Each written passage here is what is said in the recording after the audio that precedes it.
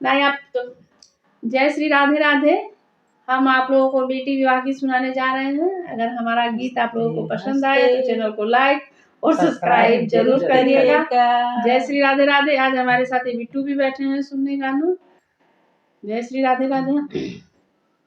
सोवत रहनी हम माई के गोदिया, उचटल निदिया हमार जी, उचटल निदिया हमार जी। के करे महल मैया बाजन बाजे, के रे अंगन मोला गीत जी। के करे आंगन होवे गीत जी। के करे दुआरे उतरे सुंदर बरवा, के कर होला बियाह जी। के कर होला बियाह जी। बाबा महले बेटी बाजन बाजे, मैया आंगन होला गीत जी।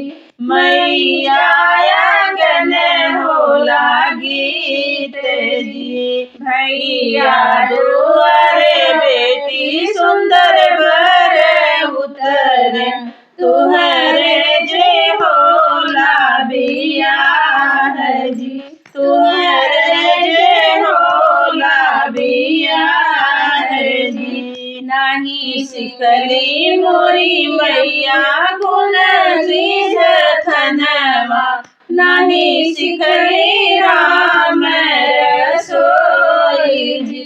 नाही सिखली राम रसोई जी। सासु ननदी मोर मैया गरी है, हमसे सहलो नहीं जाए जी। हमसे सहलो नहीं जाए जी। सिखिले हुई बेटी गुण शीश थनवा, सिखिले हो राम रसोई जी।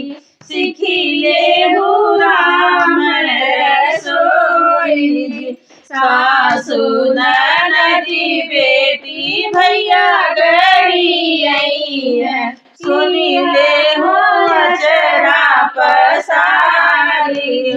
सुनी ले हो अचरा पसारी जी।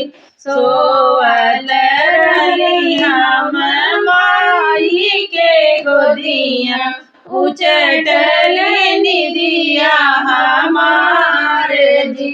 उचटल निदिया हमार जी। जय श्री राधे राधे।